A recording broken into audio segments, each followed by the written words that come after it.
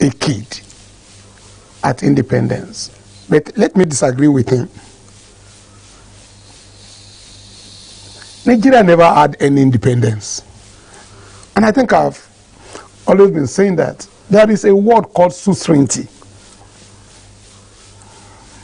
It's a system where you lock the door and lock the kitchen.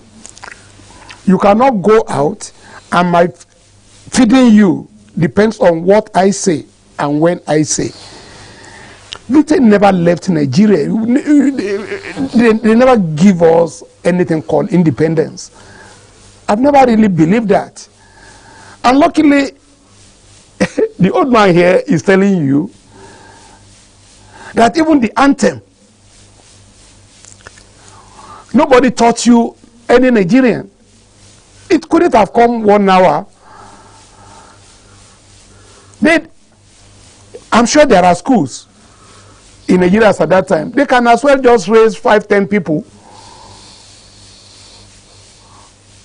teach them the anthem so that they can sing it. They never had the intention of leaving anything as mundane as that can be. That even your anthem, nobody taught you. Nigeria has never been an independent country. Now, the foundation has been wrong ab initio. Those who are good in mathematics will tell you the meaning of hypotenuse. A situation where of a triangle where the sum square A plus square C B equals square C. And that's what they gave to you. You can never call that a triangle until you draw that hypotenuse across the right angle. And thus, you can never do anything in Nigeria until you appease the hypotenuse region.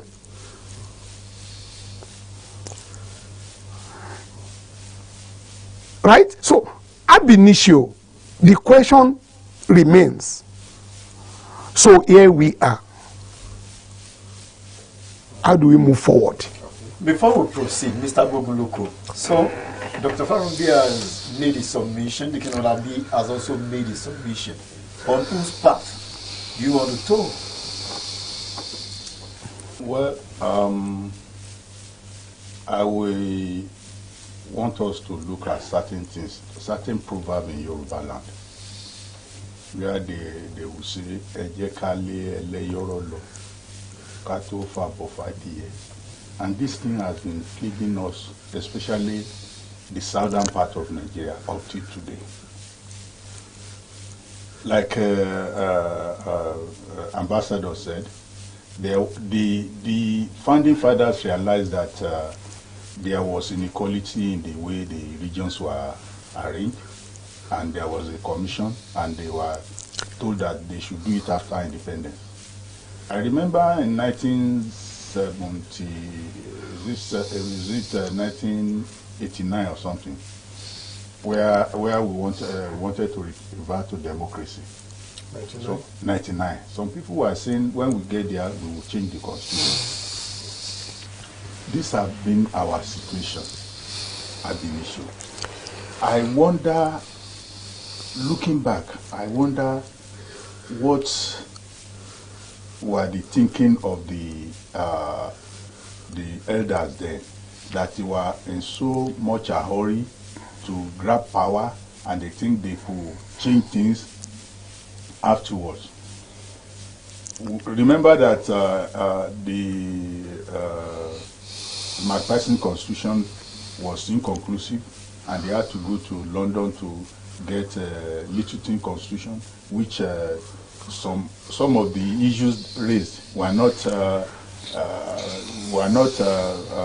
resolved, like the Lagos not being part of West, Kwara not being part of West, and so much, and so many other things. So I would say the elders, they were so much in a hurry They thought they could do things, they could perfect things, and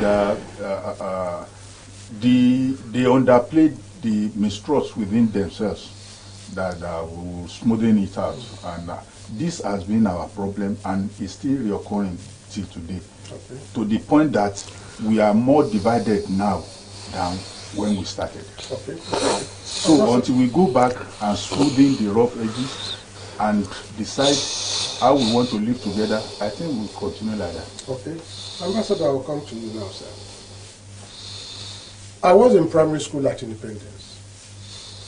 And on that day, here in Ibadan, we saw ministers like Esu Adeyi, Ogundiran, incidentally they call him Mr. White, Mr. White, all driving to the Liberty Stadium in their gleaming Pontiac cars. And even for us as children, we felt something was in the offing, that an imagined nation would be a powerful country. But down the line, we now saw the crisis in the Western House of Assembly, leading out to the Operation Wete and stuff. Was it that our learning process was defective, or we didn't bother to study what democracy was all about? Thank you very much. Yeah, we saw those limousines. They were called, I can't even remember what they were calling. Very big cars. They were like a board, you might call it Pepe. You know, so we looked at it, and we thought that was a symbol, you know. What did we see that day? We saw power, which is, he has correctly called flag independence. It was only a flag that changed.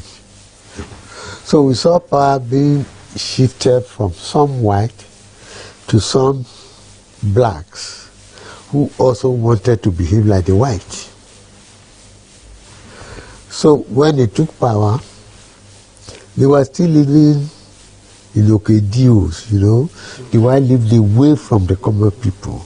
So they too took over that. They lived away from the common people. They were segregated. I really call what we had a mulatto system of government. Mulatto is a double color. That was what we had. It was still the white dictating. You know that even until 63, when we compulsively, because we didn't like the judgment of the Privy Council, the highest court in Nigeria was Privy Council. So it wasn't a question of either learning or not learning. It was a question that ab initio they have decided. And when I say they, the British colonial power plus the domestic tyrant that they handed over to, they have decided we are going to decimate the West. Because if you remember what Lugard wrote about the Yorubas, says they are ungovernable. We are the one giving them problems. Not that they wanted to go, but the Yorubas in their press, because they fight for independence, it was only newspapers that fought for us. So they never liked the Yorubas and their leadership.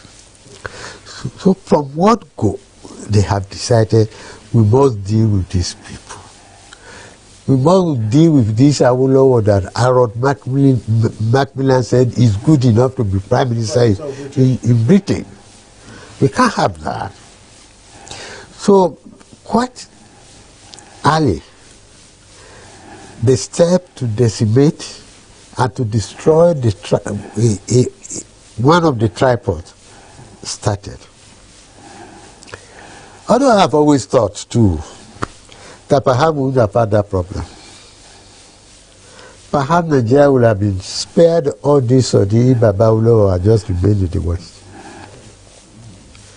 And as I always tell people, Baba Awolowo had a mandate and Oduduwa mandate to take care of the Yorubas.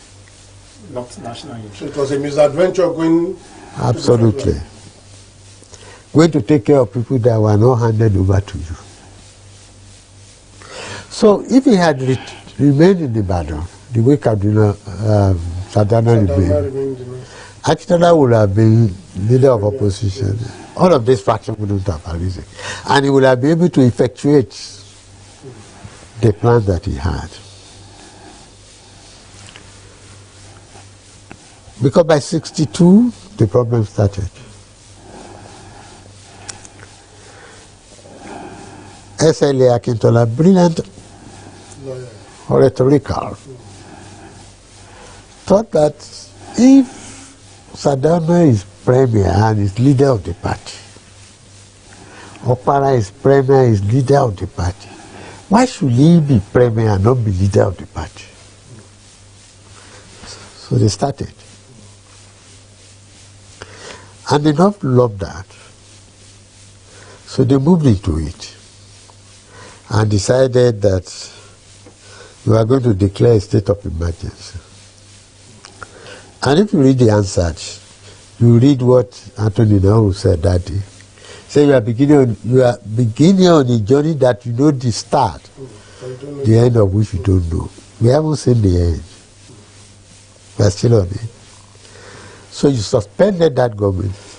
And like I said, it shocked Awolowo himself. They didn't know that there was that clause that could allow the center to suspend the government of a subnational unit. They did. And having done that, they have to be able to perpetuate their hold. And the only way to perpetuate is through election. So rather than have a free and fair election that will expose them, they manipulated the electoral process. Beginning with 1964 election, which the Action Group objected and withdrew. The NCNC withdrew. But the Action Group was not in charge of the West. It was a coalition of UPP and NCNC that became NNDP that was in charge of the West. So they could not effectively prevent an election in the West. And the NNDP just took advantage of democracy. They don't say that you must have this number of votes. They say the highest man will win. It didn't matter whether there were only 10 people who voted. And out of the 10 you had 9, you have won.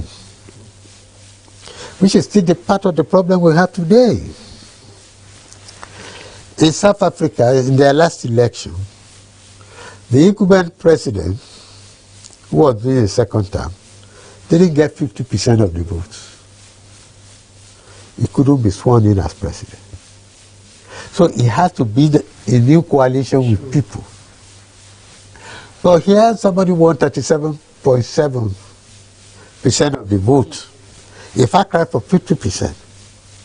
But he formed government. And he's dominating the landscape with all kinds of appointments and so on.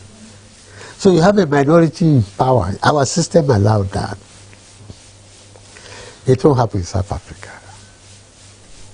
So we were the ones who fought for South Africa to become independent.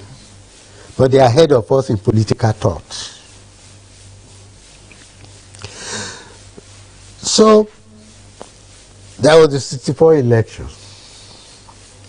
And the West thought, all right, there's going to be a regional election in 1965. This will be our opportunity to assert that the Action Group is the dominant party.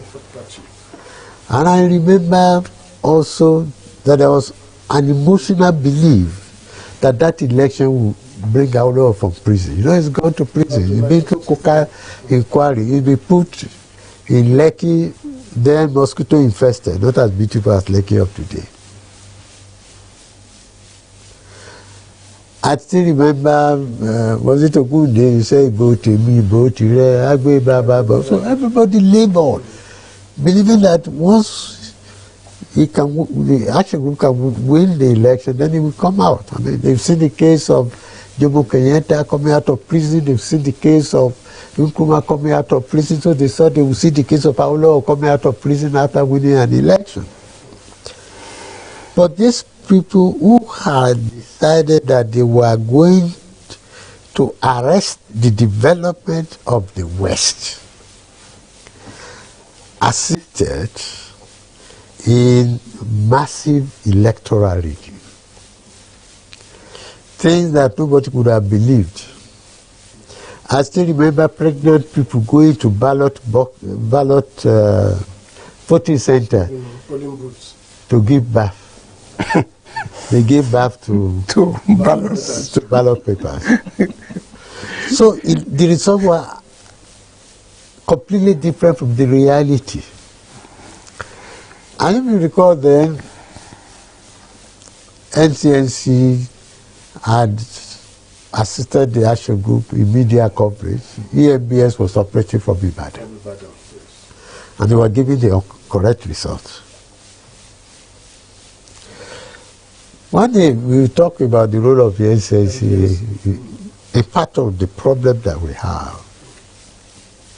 If they had teamed up with Awolowo, with Azikiwe as Prime Minister and Awolowo as Minister of Finance, the story of Nigeria would have been different.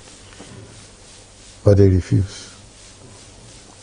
1979, if they had solidly been part of the Progressive Party's alliance, insisting on a runoff, where nobody was a definite winner, the story of Nigeria would have been different. But because the West and Awolowo might benefit, they didn't. So we had the violence that we have in the Southwest, Operation Wete. And this is one thing that contemporary leaders must know. We always assume that there are some people, they are weak, there is nothing that can happen to them. If as a matter of fact, nobody ever believed that Yorubas can fight. They've always said Yorubas love enjoyment. They will go to their party, their wedding, their marriages and chieftaincy titles at the weekend. They can't. But I keep on saying there's an elastic limit of tolerance and endurance by any group of people. When you cross that red line, when we come out of it, you'll be able to manage it. When it snaps. So the Westerners, it snapped. And they went into the street. Even when Fajuyi had been installed as military governor, the people were still fighting. For the 6 months that Fajuyi was here, he was out to get the people back from Operation Wete. So we have to be careful. All of these things, doesn't matter how many armored cars you use. You have to be very, very careful. But the governments will think that it appears Nigerians have learnt new style of resilience. The Westerners of those days, some persons are still wondering whether they are the Westerners of today, because this type of resilience seems to have no elastic limit. If you think so, then you have missed it. I'll give you an example why you have missed it. They say Yorubas cannot fight. They don't fight. But when the Biafran troops wanted to cross to Ore, didn't the Yorubas stand up?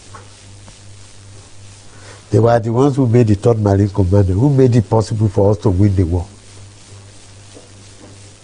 So don't push any group of people. Yes, the Westerners, they enjoy comfort. They're very civilized. William Bascom, in his book of 1847, said of all the urbanization in Africa, 47 of them was in Yoruba land. So they were civilized, they were urbanized, they were exposed, they were completely different. So they have a tendency to make life enjoyable for themselves. But when you push them, you know what the Yoruba say? Tabale ewure kan ogiri. What does he do? He turned back. Okay, let's come to you. I've checked for the definition of suzerainty, and I'm going to read here. A suzerainty is a situation in which one powerful state, region, or people are in control of the foreign policy of a tributary vassal state. Another definition says, suzerainty happens when a country has its own government but cannot act independently because of a more powerful country. And so I'm wondering at what is happening. Nigeria will go to United Nations General Assembly the way Britain will go. There are so many things that other countries, even powerful countries of the world, are doing that Nigeria is doing. What, keeps this country under the shackles of these colonial masters that makes you think that this is not a liberalized state? Well, let's start from the beginning. I'm happy you took your time to check that. Who was the head of state of Nigeria between 1960 and 1963? Who was the head of state? It's the Queen of England. Yes. A parliamentary system is a system where you separate government from the state. When you say you have a presidential system, that's where you merge the two. But in parliamentary, you have the state separate. You have head of government separate. Then head of state separate. Not until 1963 did Azikiwe became the head of state of Nigeria as the president. So what you had, I insist, what you had in 1960 couldn't have been anything called independence. So the fact that you are going to United Nations, so Ambassador is marking his birthday today. He invited me, and because he knows you are my friend, he extended a card to you. You are not going there in your name. You are going there because he believes that a card will admit one person, and he knows you are my friend. That's why he is inviting you. So you gloat to your wife that Ambassador is doing birthday, he invited me. He's not. You are not going to United Nations because you are important. You are not going. What will you do there? It's just the number. What decision can you take when you attend a meeting and you do not have any right to even contribute, not to talk of take decision, and you are gloating that you are going to? What have you done with your going to United Nations since you've been going? Come on, let's face reality. When you are a man, you know you are a man. Nigeria had never gotten independence. As I'm talking to you today, even your elections are determined from outside. Even with INEC? Who is INEC? Independent National Electoral Commission. You are not really spelling this thing out. That's a tool for manipulating election. Ambassador just told you now, you have a minority ruling over every other person. And you call that democracy? Forced to breast the tape. Majoritarianism. And you call that democracy? And you fought with money and blood for other nations, and they are overtaking you in definition of democracy. Look at the amount of money, humongous amount of money that Nigeria spent fighting for South Africa. You may not know, but let me tell you, at a particular time, Nigeria was sponsoring students of South Africa, bringing them here, giving them scholarship, everything. They will fly them from South Africa to this place, feed them, and once you graduate, you can then go anywhere you want to go. Do Nigerians have such a right now, even within Nigeria, not to talk of within South Africa? Friends, the idea really is this: we are not yet an independent nation. Okay, Mr. Bogoroko, let's take it this way. we began with 3 regions. Yeah. The north, the east, and the west. the west. At that time, we had so many things going from each of the regions, particularly in the west, have free education, first television in Africa, first Olympics ice stadium, everything going on. But suddenly, the music stopped. What do you think, in your own, when Ironsi came up with that unification decree? What do you think was his mindset to do that? Was it to truncate the development in the other areas, or was it to consolidate the hold of the Igbo race on power, or what do you think could have happened? Well, I will start from the civilians. Like Ambassador said, the North was trying to destabilize the South, especially Western region, and there were all these indications showed that posting of military officers, appointments, and all the rest had religious and ethnic connotation, in order as a way of cowing the Western region. At a point in time, when the military, when the British people were going, Ironsi was the most senior officer. There were subtle moves in order to promote Brigadier Mai Malari above Ironsi. The Europeans rejected that. There were so many things going on that even if the military coup were not, had it been the military coup were, that is, there was spread in terms of casualties during that coup. Some people might even welcome the military coup more, because people were rejoicing until when they realized that this thing was sectional. So, for the North was trying to perpetrate its leadership on the rest. You know, Azikiwe was a ceremonial president, although appointment and all the rest favor his people, but the real power belongs to the North. So one will view it that the East was interested in being part of the taking part in the governance. And don't forget that somebody, I think Wafo Orizu, said the domination of Nigeria by the East is a question of time and all sorts of things, and their body language shows they want to dominate. So because Ironsi could not handle the coup very well, and he is moved by using his kinsman to change the decree, points to the fact that he wants to. And don't forget that Azikiwe, who was the head of state, traveled. The head of Senate was nowhere to be found when the coup was taking place. And up till now, what transpired when the Senate wanted to hand over power to Ironsi, the truth of the matter could not be established, because it was the head of Senate that invited Ironsi to come and take power.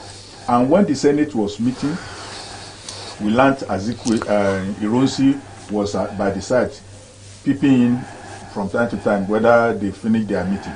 So it was a pre-arranged thing. And well, because of the situation in the time, one would not want to blame the East for wanting to take part, for wanting to dominate, just like the North was doing there. So the Ironsi, we cannot exonerate Ironsi from the fact that he wanted his people to dominate. Okay. By that decree. Why has it been so difficult to go back to regional system of government? Very simple. Some people are benefiting from the deformation of the system. And they don't want to lose these juices that they are getting unrighteously. Let me give you an illustration.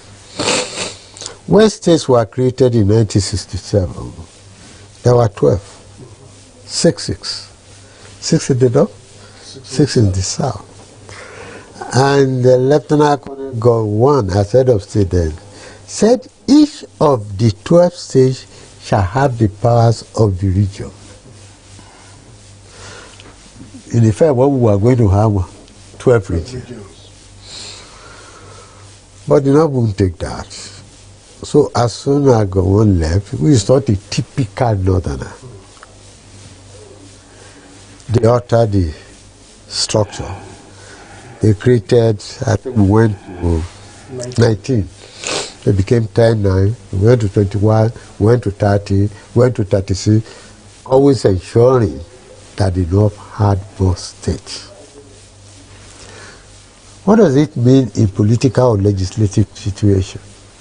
You have a Senate, 3 people from each state. They already have 19. You have 17. So already they have an advantage. They don't want to lose that. Then they created local government. And let me take typical example of Lagos. Lagos and the old Kano state both had 20 local government in 1967. In 2024, Lagos has 20 local government. But because of those who were heads of state, were military, and they came from the north, they split Kano into 2, Kano and Jigawa, and gave Kano 44 local government, and gave Jigawa 36. That's 80 local government against Lagos still with 20. And to ensure that you don't destroy this imbalance, they put it as a schedule of the Constitution. So for you to create local government, indeed and the truth, you have to go to the processes of changing the fundamental principles of the Constitution. Now, what does this mean? Then they went to revenue allocation. A number of local governments is a factor. So those who are benefiting from the deformations are not patriotic enough to realize that it will not be forever. So they want to keep that. So that's why it's difficult. But many of these decisions were not taken unilaterally. You wonder when these decisions were taken, where were people from the southern part? They were taken unilaterally. Oh. When in 1977, the confab was convened, General Murtala Muhammad, in declaring it open, said we have a presidential system and it's a no-go area. Not to be discussed. So even the confab couldn't discuss it. Have been tailored towards that. Yes. Who told him that we wanted a presidential system? But he put it on hold. Military fiat. When they were creating states, did they consult anybody? Who are the heads of state? From Buhari, he didn't create state, to Babangida, who created state, to Abacha, who created states. Where are they from? And the Yoruba people say, if you give a madman hoe, he will hoe it to themselves. So they created this imbalance that the colonial power had put there. Is the situation really? And he said something, and I really want to reinforce it. Right. That they've not let go of us. In 1967, when the North wanted to secede, after the May 29 Araba, and they had a July 29 counter coup, 1966. they wanted to go. As a matter of fact, they put their family in place and they were ready. It was the British High Commissioner and the American ambassador that called them. Are you stupid? Use the law that Hiroshi made to favor the Igbos, use it to favor themselves. So when they saw it, they said, so if we become the head of state, we'll use this power. And that's what has been happening. But is the situation... So, you see, the tragedy of Nigeria is that those who staged the coup were revolutionary.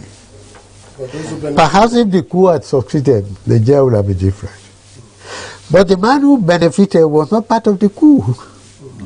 He got there, and Professor Sam Igwebeze, may his soul rest in peace, kept on regretting until the end of his life.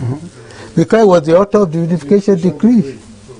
He was the author of the centralization that you have in the 1979 Constitution that you now have in 1999. They said that they were carried by some dynamic commitment to Nigeria. Not that they had a principle. You see, the principle all over the world is that when you have multi-ethnic people, multi-religious, multilingual, multicultural, then you have a federation. So that each of the subunits can take care of themselves within their own area. And the few things that join you together, like central bank currency, external defense, some foreign affairs, immigration, about 12 items, you do it gently. I mean, it's like all of us, we are 6 in this room, I think. We go and hire a house. I have my own apartment, he has it, he has it, he has it. But we want to have a common sitting room where we watch television. And a common megad. And a common megad. That's all. And probably a common well. That's all. But you now say, no. All of you living together, you must put blue bed sheet compulsorily. And I don't like blue. Or I say you must put white. Does anybody do that? I said, no, you cannot eat eba. You must eat tuwo. That's where we have problem. Everybody must be able to manage his own apartment. His own apartment. Clean it, decide what to eat, decide how to arrange his bed, his apartment, and so on. When you begin to interfere with that, he's going to resist. Okay. Dickin, let's look at it this way, sir. Senate Ad Hoc Committee on Constitutional Review have come up with something, and Senator Abdullahi Ningi said, it's either the Nigerian nation or nothing. So their mind is that this country just must remain as it is. And another person is saying that if you break into regions, that means you are giving the Easterners the right to have their Biafra. Now, Femi, let me start by correcting my brother there. Hiroshi was not the highest officer when Oyinbo were going. Basi was. Efik they call them. Basi was the most senior. He was commissioned 2 months before Hiroshi and Ademulegun. Samuel Ademulegun. So, how the politics was played, that Hiroshi overtook Basi, right? It's a different story. And if I need to go further, it's part of the story that led to Willink Commission. Right? When Professor Eyoita was impeached, Now, let's go back to your question. When you see beneficiaries of what they call extractive political system, they hardly, which is natural, they hardly ojúbọ̀rọ̀ kan náà fi ń gbọmọ lọ́wọ́ èkùrọ́. They hardly we want to let go willingly unless it becomes compulsory. But by compulsion, it doesn't need to be violent. These guys have seen it as a birthright. Extractive political system means you find a way of extracting the benefit of the land for yourself and maybe the few cronies that may not be able to do. You may not be able to do anything against. You draw them and give them some peanuts. Right? So I'm not surprised if anybody is saying we can't have regional structure. I'm not. But the question is this. I just hope my definition and understanding of democracy is not faulty. If it is not, I want to imagine that democracy means government of the people. By the people and for the people. Right? Good.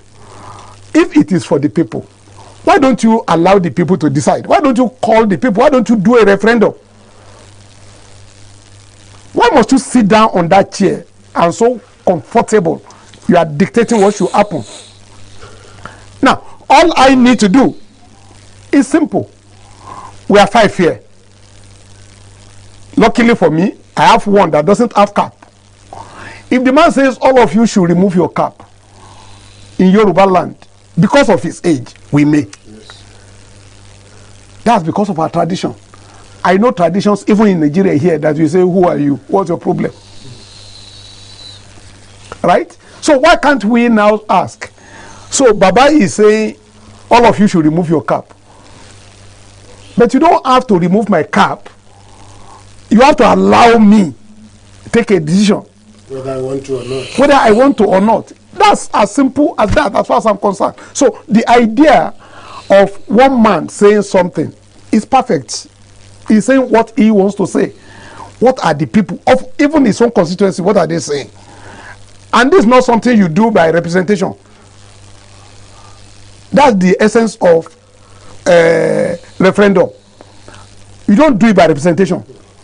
You have to go to the people and say, you the people of Ogbomoso, you the people of Akure, you the people of Ibadan, you the people of Sokoto, what do you want? You the people of Enugu, what do you want? Simple. I can't be represented. Right? So they do it and say, what do you want? Ningi is right.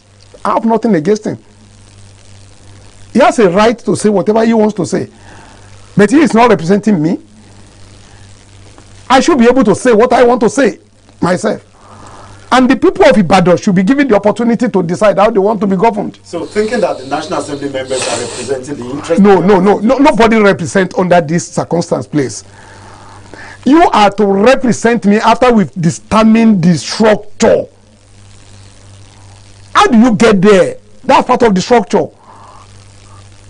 And with Ambassador just said something. I hope you paid attention. Even Tinubu, how many people voted for him? How many people voted against him? How people voted against him. Ambassador, you listened to Mr. President this morning. What's your takeaway from that address? Takeaway. Because there's no takeaway. There's no takeaway. When you go to a party, they give you takeaway. Then you take it away. He promised the youth comfort.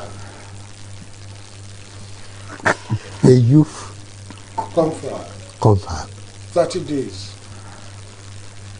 Is that How we sought is you that will determined. give us a new constitution? You see, me, I'm an apostle of a negotiated consensus. And they they, all of them, from president to all of them in National Assembly, were not elected to create a negotiated consensus. None of them promised us that, and it's not like anyone was voted. Now, at the point at which we are in, even the white man became more intelligent than us. He said, I've been in this country, Northern Protectorate, Southern Protectorate, East, West, and so how will I govern them? Then he went around all the districts, the divisions and provinces, and then we assembled here in Ibadan. And said, no, it will be 1950. And give us the mark-passing constitution. When we started implementing, we saw some problems. We corrected and had little to constitution. So if you genuinely believe that the problems we have today, all the problems we are talking about, they are symptoms. Whether it's bandage, kidnapping, hunger, worsening standard of living. They are symptoms of a problem. And that problem is poor structure. You see, the foundation is the structure. You want to build a house. It's the structure. That is why if you have a high rise, say 60 floors, and you have a crack in 59th floor on the wall, you won't go and look at that crack, you go to the foundation. Because it is foundational. So all these symptoms, we don't have enough food. People are being chased away from farm and all of that. You can only solve it by a structural rearrangement. And we all must sit down. And all of us must sit down as equal. Those are the aims of affairs today. Are they aware? Are Every day we talk about these things. How come people outside the government? I will tell you that they are aware. Then I'm going to tell you a theory. They are aware. Very aware. Some of them, in fact, in years gone by, were part of those clamoring for sovereign national conference so that we can have an autochthonous constitution that will be indigenous to us. Some of them in government today? Yes, including the president. Some of them were there going around talking about true federalism. I remember that the national leader of the party, Abishaka, they wrote a book as governor on true federalism. And I remember that some of them were there in Abeokuta when the Obas and political leaders were assembling to present the Yoruba viewpoint, what is called the Yoruba agenda. They know. But Abiola said one thing. And that was February 1983, before the election. They interviewed him in Guardian. And he said something. He said there is no emperor that will dismantle his empire. That's why they are behaving as if they don't know. They want to consolidate their power. That's why the local government must not be autonomous. They already have liaison officers for the zones. Very soon they will have for the state, they will have for local government. The Attorney General was boasting that if any local government chairman does this, we will take him. What's his name? I mean, who are you? Who is he? What relationship does he have? The Dillon concept in America says that the local government is like a baby to the state, a sucking baby. To the state. So it's not that they don't know, but today, I mean, they look at the enormous power. I mean, with 37% of the votes, see how many appointments is making per day. I'm not sure the American president has that. And they make pronouncements. You saw Nigeria at independence. Today you are 80 years old. Before we open the studio lines, any regrets? Very, very obvious. In the school I attended, Christ School Advocate, there were students from all over the country there. It doesn't call Unity School. But it was done in such a way that even the poor people, including me, could finish. Okay? And I got a job in WNTV. I've never entered the premises before. I just saw the advert and I applied. They said I should go and do a test conducted by WAEC so that WNTV can decide to give me a job. So there was a pursuit of merit. There's no such thing. I've just finished first year in university, and I wanted a scholarship. And they said they've completed the federal government scholarship. So I went to the office of the minister in race course, the Minister of Education. I went there. I said I wanted to see him. You didn't know. They gave me a form and I filled personal official. I said official and personal. And he asked me to come in. And I told him what I wanted. He said, oh, so you people didn't see the advert. I said, we didn't see. So he said, how many of you? I said, I will go and find out. He got up from his desk. He held my hand. He took me to the office of the chairman of the education, of the scholarship, and said, some of these people have been shortchanged. Make arrangement that they also can get interviewed. Okay? I was 100 level. Now I'm 80-year-old. I can't see the Minister of Education. Then I had a problem when they asked us to leave University of Nigeria to come to Ife. Because I didn't eventually use the federal scholarship. I used the university scholarship because I didn't know I'd done so well, you know. But I can't take the university scholarship from Nsukka to Ife. So I was worried. So I went to Dubai, bought official paper. With my very bad, you know how good my writing is. With my very bad writing, I wrote a letter, not typed, to Lieutenant Colonel Yakubu Go, head of state and commander-in-chief, Dodambara. And I posted it. And he got it, he read it, he replied, he signed it himself. Not a PA, not an SSA. So it meant we used to have leadership that was answerable. But now, at 80, I can't talk to Tinubu now. I can't even say I want to see. Who are you? Who am I? Can you talk to chairman local government? Local government. So what happened? Lots of regrets. Lots of regrets, missed opportunities, misplaced priorities. So these have been the Nigeria of your dream? What do you have today? This one? Yeah. If I had this in my dream, I wake up, I say, God forbid bad thing. This one is a nightmare.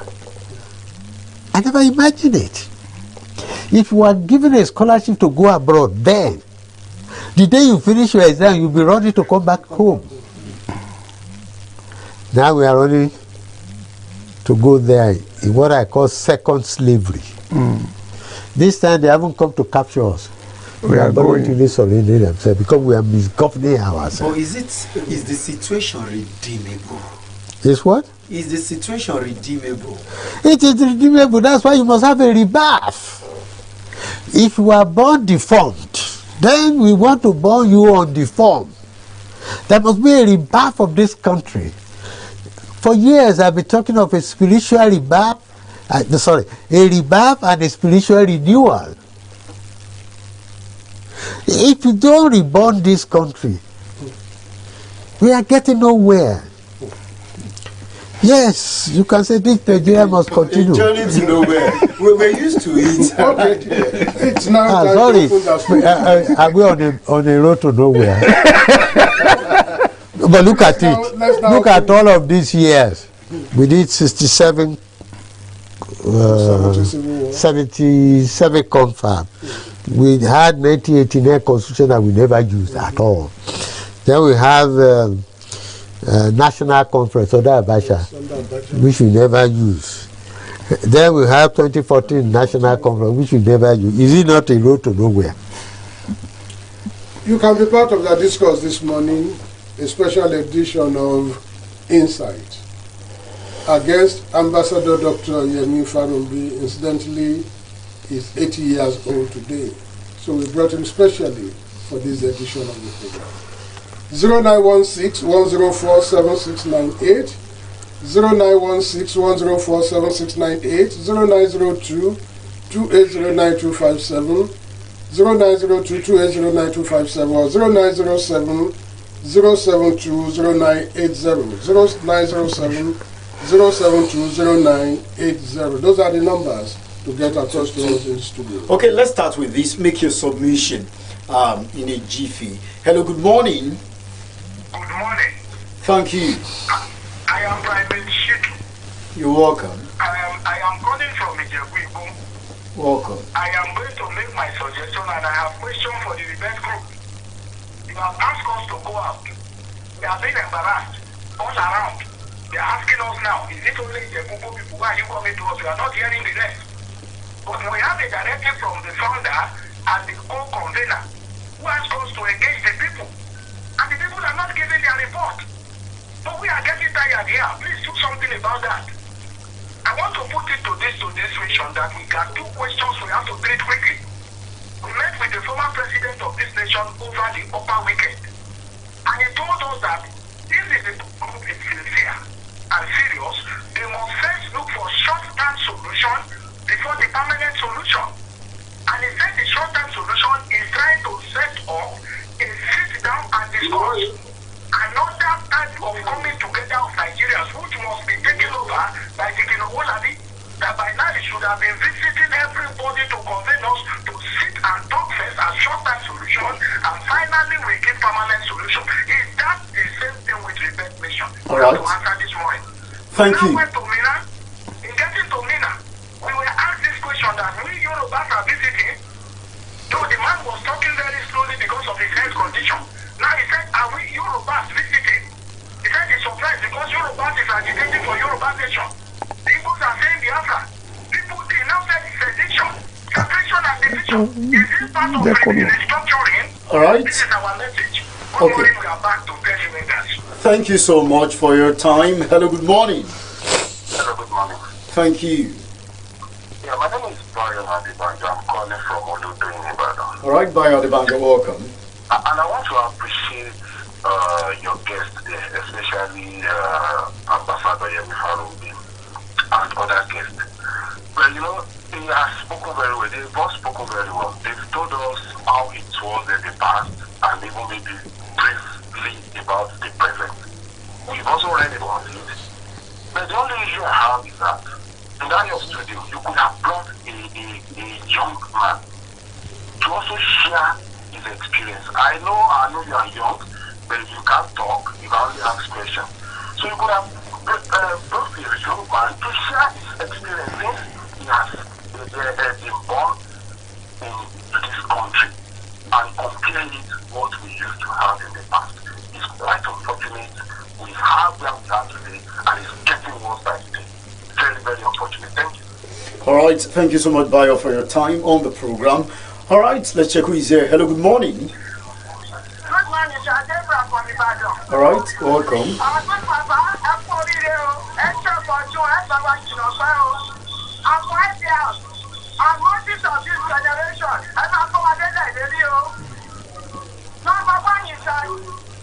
This is the dream of the elected few who want to lead us on a road to nowhere.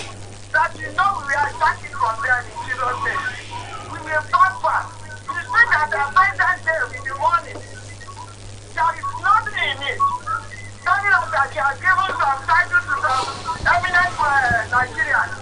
When there's medicine, when there's education, our economy, everything is down.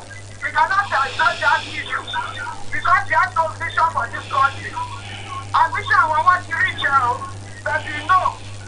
MKO, lay down his life for this country. Awolowo lay down his life, and a good fighter will be able to lay down his life for the generation to come. This is the way he's leading on to. I know God is there. God is leading on. Thank you so much for your time on the program. Hello, good morning. Hello, good morning, Mr. Anu. Thank you. Yeah. I want to say happy birthday to the ambassador. It's a wonderful man who continues to keep him for us. I want to just add to what people are saying concerning, the foundation of Nigeria. Like the Holy Bible saying, the foundation be destroyed, what can the righteous do? Now, it's like the North, the monolithic North. We know we have different types of, tribes there, or what we call ethnic. But what I want to say is that it's like they are using every instrument of state, the army, the police, all other paramilitary, to make sure they fight their cause. Even geographically, when you look at the map of Nigeria, they say there is middle belt. If you look at the way people draw, the way they draw the line, and we have north central, can't we have southwest middle belt that will include the Lorry and the Kwara and the Kogi state, and they are counting those ones as north? Somebody said, one of the bloggers said, now I know those who are ruling Nigeria with the massive land that is, given to them. And mass is not their population. And they are using that, and we are looking on. How are we going to do this? How will Nigeria go forward when it's only a set of people that want to be dictating the tune? Thank you. All right, thank you so much, Ayodele, for your time on the program. So if you are watching the program from outside of your state, you are advised to call the first number on your screen, which is 0907-072-0980. Some of you have been trying, but each time you call in, we are on another call. And so you want to keep trying. Okay, let's check who is here. Hello, good morning. Hello. A very good morning to you. Good morning. Thank you. Please turn down the volume of that TV. Hello, good morning. Hello, good morning, sir. Thank you. Your name and where you are calling from. This is Comrade Jasper Shedrack, a woman from thank you. Happy Independence Day. Comrade Jasper, from where? From where are you calling from? From Kaduna State. Okay, from Kaduna. Okay, welcome. Thank you. Seriously, I want to ask a question concerning this our youth movement. As they often say that we are the leaders of tomorrow, but those that our former leaders don't want to give the chance to the youth to be the leaders of tomorrow. That's the number one problem I try to understand. And secondly, those people that enjoy free education back then, due to the history that we, because I'm young politician and activist. So one of those that enjoy free education back then, they are the one hyping up school fees for the masses. So I don't know where we are trying at. Okay. Did you watch this program last week? Not really, that. Okay. All right, Comrade Jasper from Kaduna. Thank you so much for your time. Hello, good morning. Good morning. Thank you. Thank you very much, Mr. Anu. You're welcome. I am Akiola. Okay, you're welcome. Yeah, I think I want to sum up my contribution. We need to be situational in our approach in this country. Let me give kudos to Baba, Ambassador. Congratulations, sir. I want to please allow me to just say this to your approval. And when you continue, you can translate it in English. Number one, somebody said, why didn't you bring a youth, a younger fellow, to come and talk about his or their experience since they have been born, since they are not as old as you people there. But Yoruba people says, that is to Baba. What do they want to tell us? Thank God you are still alive. You are talking of issues of between your age of 10 to 80 today. So we will now say you didn't know what happened between 70 to date. So thank God. So I want you to explain better so that people will know that you know what the youth are passing through today. But you said, I said, the second one is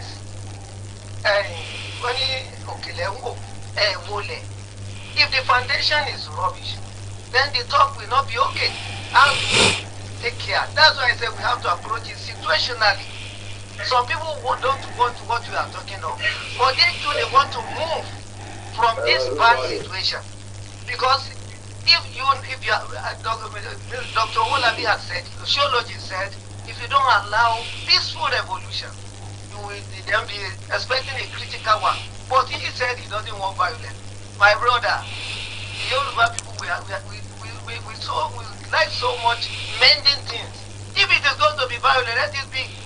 The only thing I don't want is military intervention. Thank you very much. All right, thank you so much for your time on the program this morning. Hello, good morning. Thank you so much.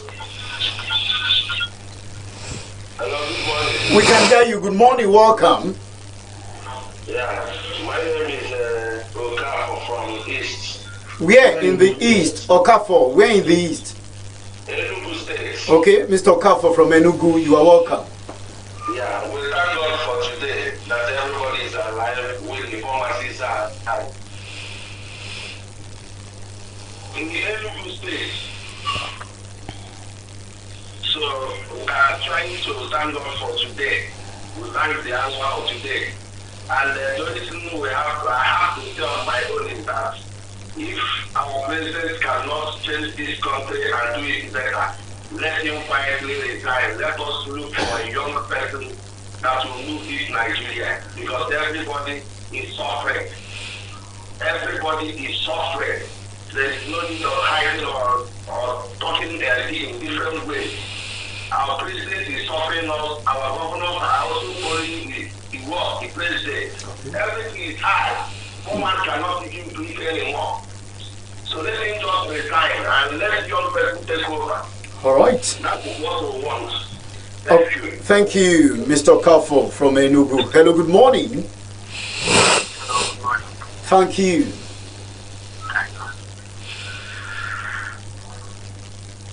Your name and where you are calling from? My name is Solis I'm calling from Kano. Okay, Salisu from Kano. You're welcome. Yeah. Please, I want to ask the ambassador. Go ahead, Salisu. Yeah. Please, this time, this is a video for what you are talking about. Not video. The program completes our leaders or the leadership of our next future. Salisu. Okay, Salisu, we actually didn't get you. I would advise that you call back on the program this morning. All right.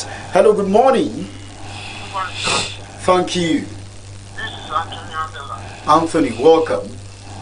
Let me start from the second to the last caller, saying that everybody is suffering. I beg to differ. Not everybody is suffering in this country. The president and his executives, all the politicians, the legislators, their families are not suffering. Only the downtrodden, innocent poor citizens that are harmless, that the only ones suffering. And that is why he always pity us in all his comments. I hope today he will pity himself, the president will pity himself. Knowing fully that this is not the way to run the country. This is not the system that will help this nation. He said it, all this, whatever he has said this morning. The only thing I think here that is important to me, which I can use that opportunity to tell the president, he's hearing us. The only reform that could avoid this country from being collapsed is only by reforming this country into regional system of government. Okay. That is the only good reform that will save this country from being collapsed. All right. If every other reform he said the economic reform, it will go nowhere. All right. The only tangible reform is to regionalize this country. All right. Thank you so much, Mr. Anthony, for your time on the program. Hello, good morning. Thank you so much for your time. So, firstly, let me use my papa and Thank you. That is one. Your name and where you are calling from? My name is Olalekan, calling from Abuja. Olalekan from Abuja. Welcome. You see, the problem of Nigerians, and which I'm one of them, is that we like to lie to ourselves too much. We do what we fear that nothing is lying. You see, what the problem we are having now is not the president, it should be the citizen. Now, let's not go back to the youth. I am the youth. Go back to the Republic of Bangladesh. That's one of my teachers that was on that program last week. As I talked to him, Stream Academy. The youth of now, I would sincere that we are ready to take over the government of the old people. Look at Stream when he was like this. That's in Stream Academy. When I was doing that together. But now he's traveled. He came back some days now to come and change what the people did. After the protest again, he traveled out again. What people are just looking for now is just free, servicemen, greed. Until we go back to ourselves, individuality. So go and work. Are I ready to bring the leader to the place? It is doing a bit to get the leader right. Okay. Not all these process here and there, just piece of shit and I want to make leader, I want to make a variety. God bless the leader and God bless the attention. Thank you so much, Lekan from Abuja, for your time. Hello, good morning. Hello, good morning, Mr. Ano. Thank you. Congratulations to our elder statesman, Baba. Thank you. You see, in deliberation today. No, you didn't tell us your name. Yeah, my name is Olabi from Apete. Mr. Olabi from Apete, welcome. Yeah, in our deliberation today, you emphasize that our problem is foundational. I want to tell you that, and I want to observe that who are the architects of this problem. So when we start throwing players to the northerners, it seems as if we are not addressing the issue. The architects of this problem are between the south and east. That was the problem first started. Is it not in the west? Is it not who promulgated the federalism? Who came about the military government? So the point is that even if you go back to regionalism, are we ready to address the problem that bring about the dissolution of regionalism in the past? Are the people ready?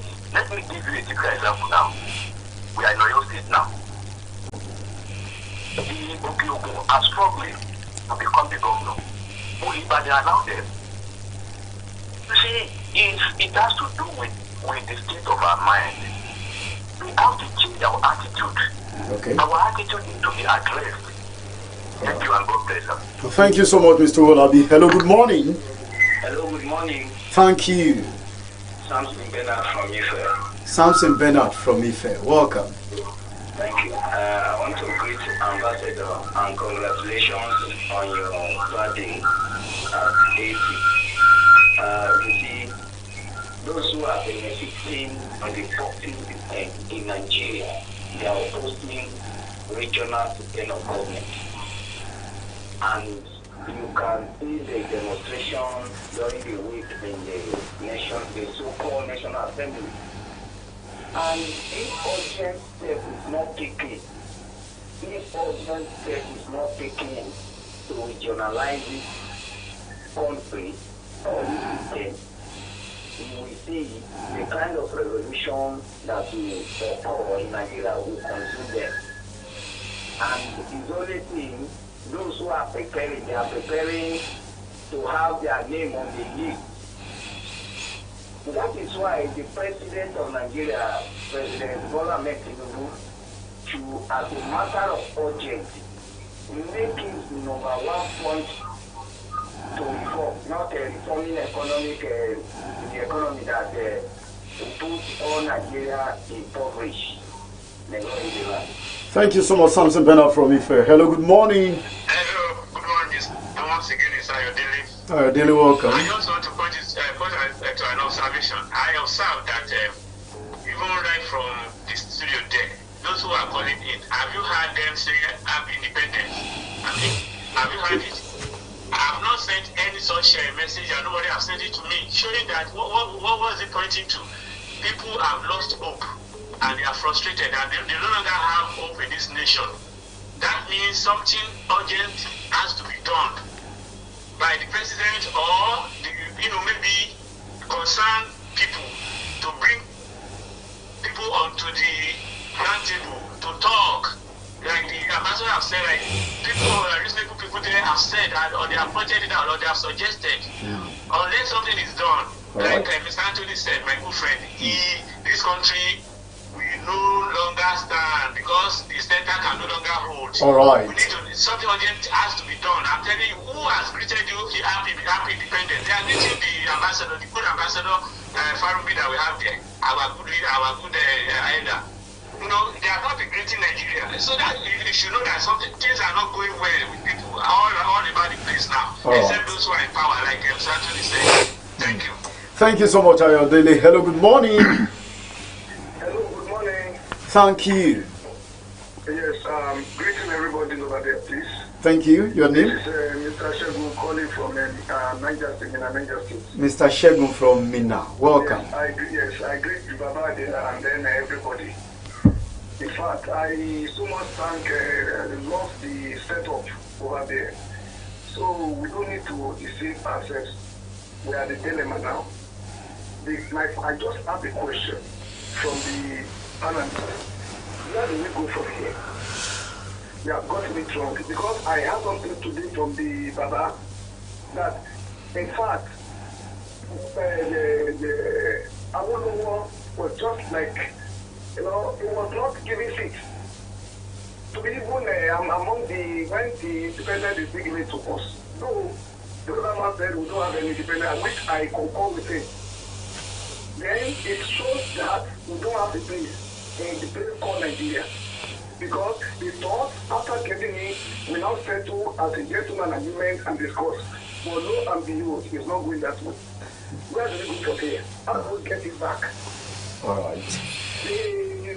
Whatever the organizing has not been focusing on regional or whatever.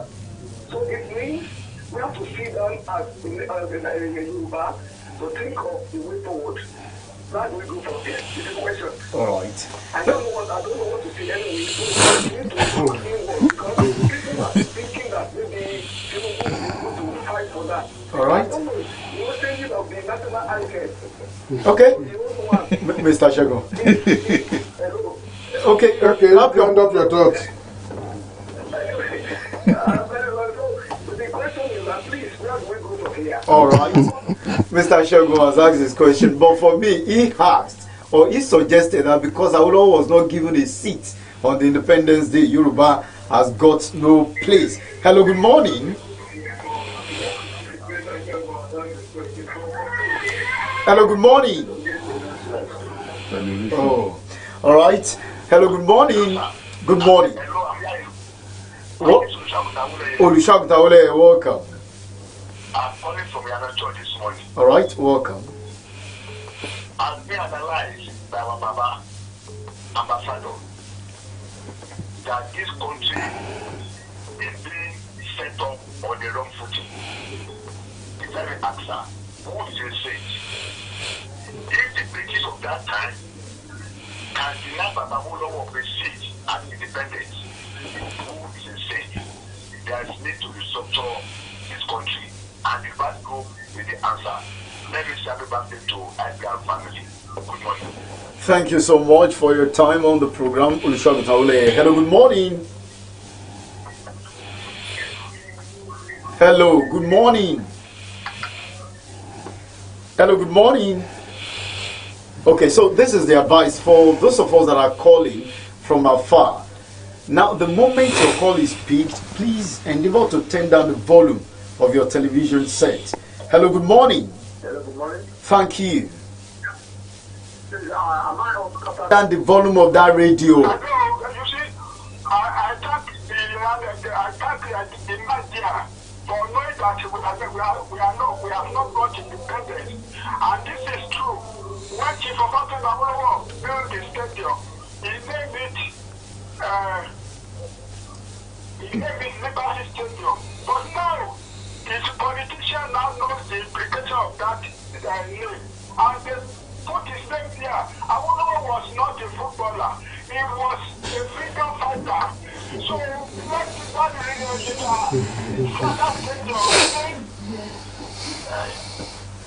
It should remain what?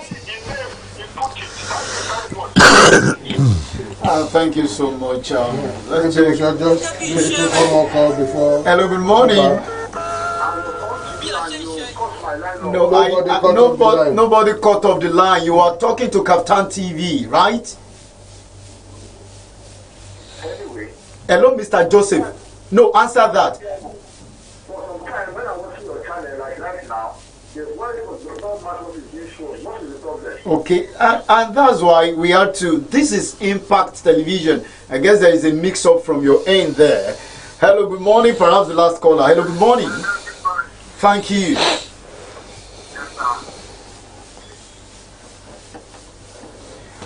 Okay, I guess it's time to go back to Ambassador for perhaps his final submission on this issue. Nigeria at 64. What's the way forward? First of all, we must not give up. We must not give up. Yeah, the struggle for creating a better society is one that we must not give up on. Because what they want is to either pauperize or weaken our status quo as inevitable. It is not inevitable. Nigerians have a lot of creative energy, intellectual capacity. So we must not give up until we get the right arrangement for this nation.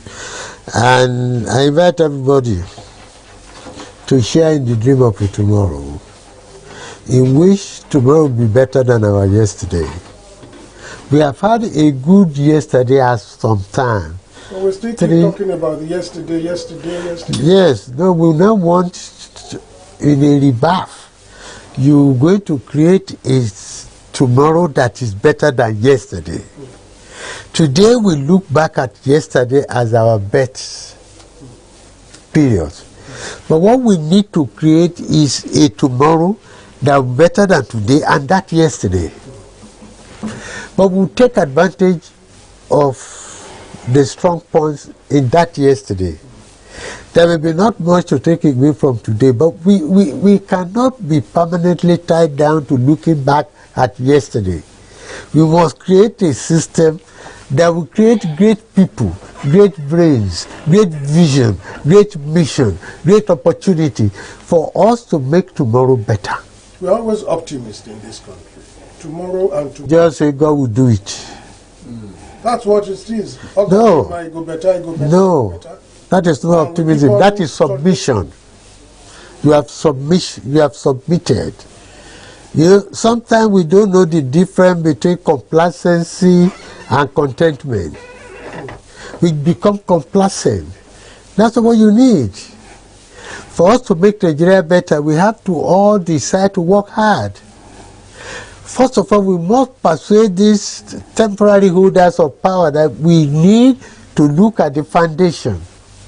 We must tell them to go and find out what happened in Thailand, what happened in The way out is election, and so they wait for every next election. No, the way out is not election, because the political parties have no difference.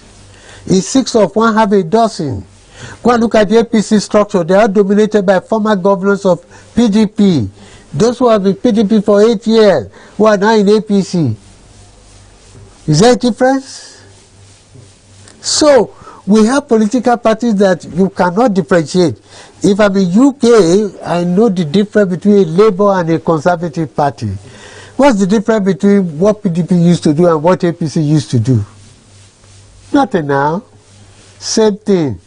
Mighty Sparrow will say same song. Same song, same melody. No originality. We must begin to be original in thinking. It is. And also because I've had the privilege of traveling all over Nigeria, I talk to the common people. They are not saying what the elites are saying.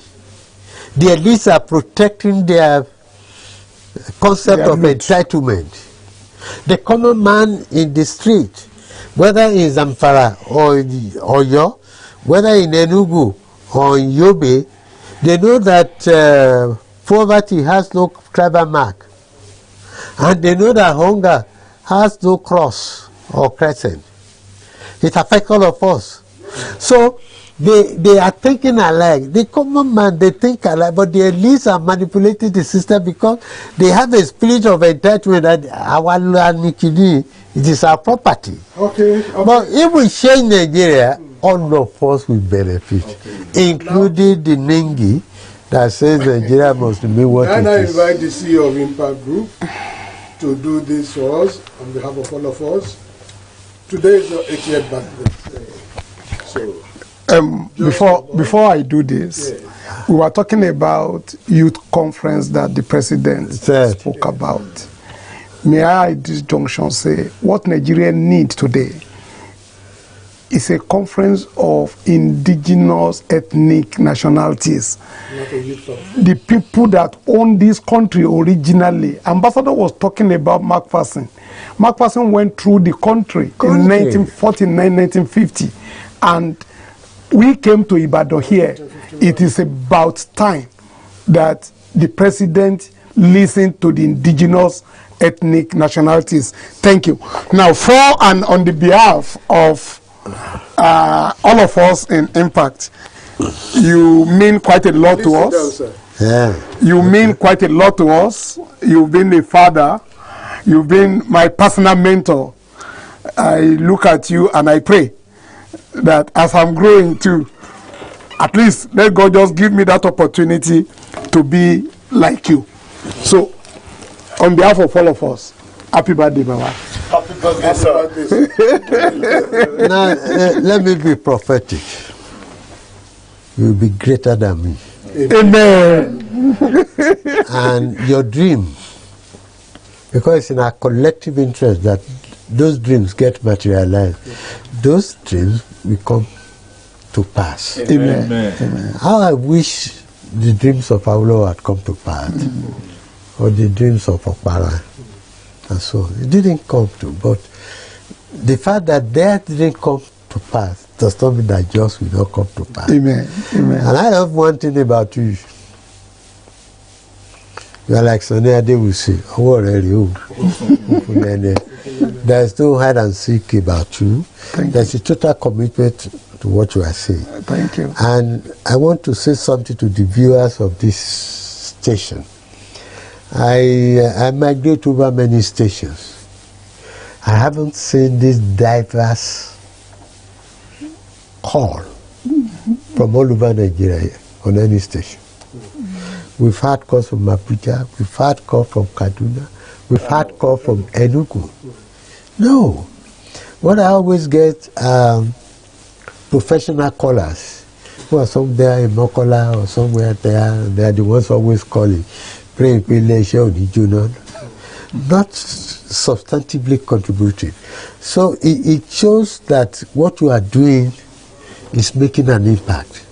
So all I can plead with you and all of you of Impact family and also the Rebuff family is that you can't give up. Thank you, sir. Thank you. Happy birthday. You may want to. Oh, I hope this guy is okay. So, happy birthday to you. Happy birthday to you. Happy birthday, happy birthday, happy birthday to you. We wish you many happy returns of the day. Long life and prosperity. Hip, hip, hip. Hooray! Well, this seems to be a very convenient spot to round off on the program, but before I do that, I know no report. Oh, 2 hours, just like an hour. Of course, we're on a journey on which we will try our best to set an agenda. Next week presents an opportunity for us to interact, and it's about the collective good of the nation called Nigeria. Ambassador Yemi Farundi said it, that it's in the interest of all Nigerians that we get this country fixed. And that is the hope of the Rebuff Group. I am Anu Luakpo on Morning. See you next week by the special grace of God. Good morning once again. I know you believe that 2 hours have just flown by. Just like that. Incredible. Just like that.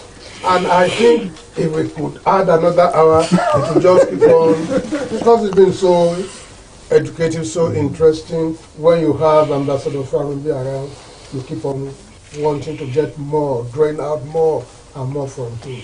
Thank you so much, sir, for coming, for honoring us on your special day, for sharing this day with Nigeria. Ambassador Akinyemi Bamidele Farunbi. Thank you so much, sir, for coming. Thank you. And to our distinguished panelists, the Femi, we mustn't forget that today IBR clocks so 9. That's a milestone. That's a milestone. Thank you so much, sir. Thank you. So you wanted to say something, Ambassador? You know, I've been here a number of times on the birthday of IBR. Yes, Because we are age mates. Yeah, because we are age mates, you know, we are age mates now. And as you know, I'm excited by what you are doing. And I want to keep on being excited by what you are doing. So IBR, you have taken a different approach. And I'm excited that sometime during the week, it calls Bola Ige and Awolowo. I wish I could tell Bola Ige too, that each one has been teaching one. Every educated Nigerian must teach the uneducated one, including this principle of a rebirth. Those of you who are privileged, who have knowledge, teach those who don't have. Why we need it? Then everybody will realize, really, we are all going to benefit. It's not meant for anybody. If we run our schools very well, we'll be sending them to Benin Republic and then say that their certificates are not legitimate. If we run our roads well, our transport well, our agriculture well, we'll be importing vegetable oil in a country that gave Malaysia palm fruit. So that's why we must do it very well. That's what I hope I can tell all of those people when I meet them, and they'll be smiling with me. Thank you. Ambassador Dr. Yemi Farunbi, we appreciate you for your kind thoughts on the program. We thank you for featuring once again on Insight. And we believe that anytime, whenever we call upon you, you'll be part of us again on this station and on this program. We'll see you next week. My name is Adefemi Mapadero, signing out on behalf of my colleague, Adoluwapo Oronke. God bless you all and have a wonderful, wonderful, fabulous Independence anniversary. See you next week.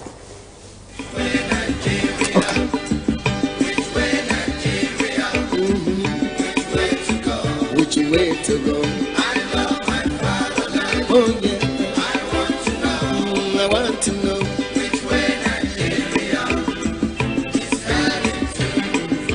Many years after independence, we still find it hard to start. How long shall we be patient before we reach the promised land? Let's save Nigeria so Nigeria won't die.